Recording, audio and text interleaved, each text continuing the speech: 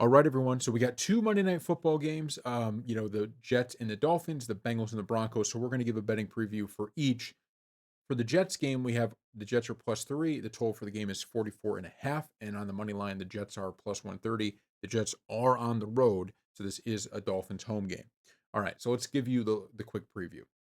Now, for starters, this is to me a battle between two teams that are on the complete opposite side of the spectrum, right? On one hand, you have a Jets team that, yes, if you look at their win loss, it's not very good.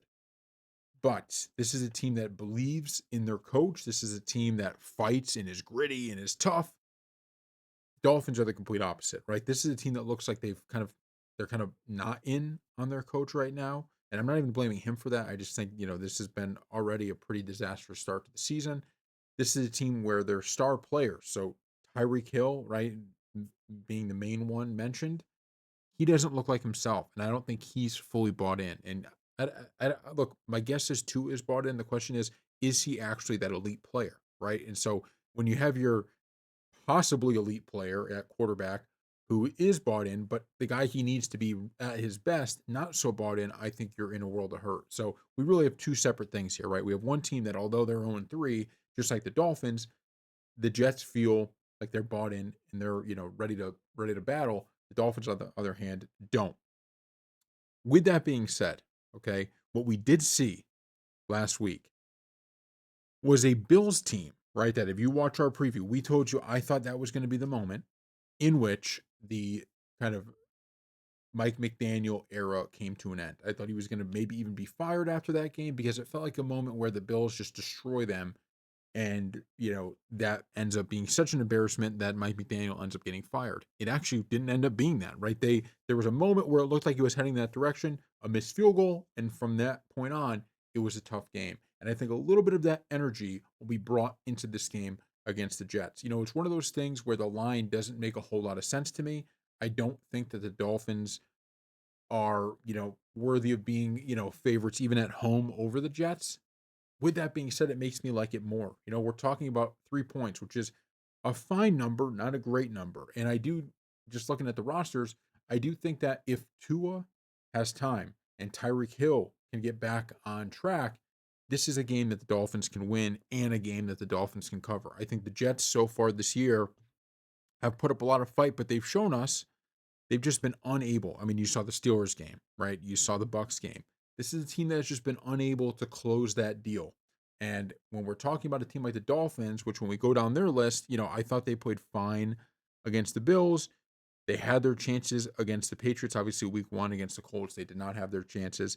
But this is maybe a team that can find themselves. And I know it might seem like, well, you're kind of contradicting what you said originally because you said that the Jets fight and the Dolphins don't. I do, but I think this is just one of those games where you just kind of got to go with the vibes, right? You just got to kind of have to go with what we've seen and go, you know what? This doesn't make sense, right? There's something stinky about this line. And I do think that the Dolphins can go ahead and cover this, especially if they can get out and get that offense going. If this Jets defense can't slow the offense of the Dolphins, it is going to be a long, long night. And so I really have to say about that game, we're going to be betting the Dolphins -3. Not the best game in the world, but a football game nonetheless. So we're going to be excited about it and we will be watching it. All right, next game. This one's a little bit more interesting. This is the Bengals and the Broncos. So this one, we're dealing with a Broncos team that just can't get out of its own way. I mean, they are in a situation where if you're a Broncos fan, you have to be pulling your hair out. You're 1-2, and you very easily could be you really very easily could be 2-1 and you could be 3-0. I mean, that's the kind of disaster that we've seen from the Broncos this year. And in that tough division, it's just a nightmare. So for the Broncos, they've played well enough to be 3-0. They are sitting there at 1-2. That tells you everything you need to know. On the flip side, you have the Bengals. The Bengals, they have an injury to their main player, right? To the QB Joe Burrow, and they have their backup in who he could put up points, but he's also going to turn the ball over about 1,000 times. And so on paper, this line makes complete sense to me, right? A 7.5 point spread because the Bengals haven't shown an ability without Joe Burrow.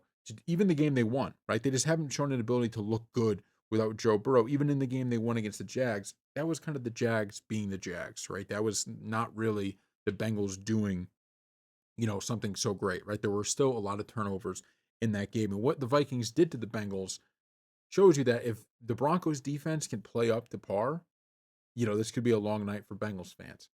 However, I'm going to give you another however. However, this feels like a spot that's too obvious. You have the Broncos laying that 7.5 point spread. Bengals potentially all they have to do is just score some points, and we could see this spread.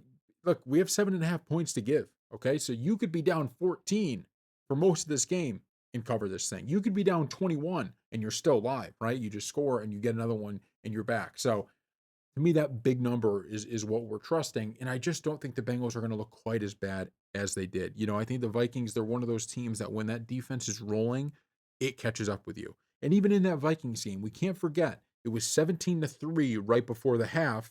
And that's when things kind of become unwound, right? That turnover that was brought back for a touchdown, it was a fumble. That's when the whole thing fell apart. And the Vikings scored a crap ton of points. Actually, let's take a look. How many points did they score in Let's see. So from the 2 minute mark, listen to this, okay?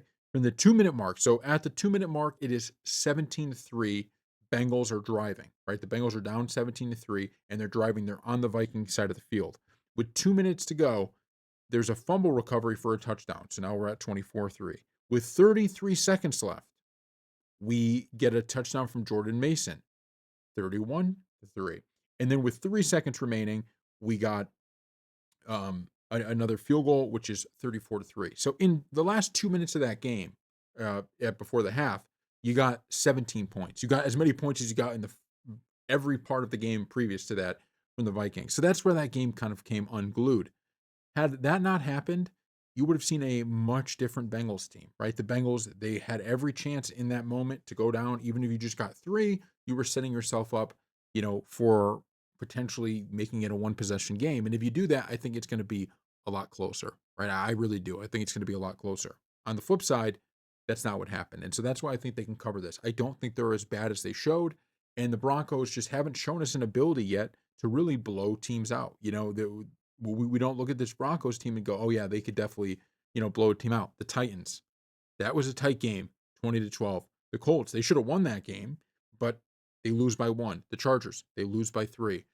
Probably could have won that one as well. So we just don't have a lot of faith, right, that the Broncos are going to be able to play a complete enough game, even with the Bengals defense the way it is, to go ahead and not cover. And of course, the Bengals still have all that talent. I mean, you look on the offensive end, you have your main receivers, you have a good running back in the backfield. They have talent. And so if Browning can just not turn the ball over, and if this offense as a whole cannot turn the ball over against the Broncos, they're going to be in it. And with the 7.5 point spread, it's just a ton of points, even on the road. And I do think the Bengals are in a situation where it's not necessarily a must win because they are somehow still sitting there at 2-1, but it's a big game for them.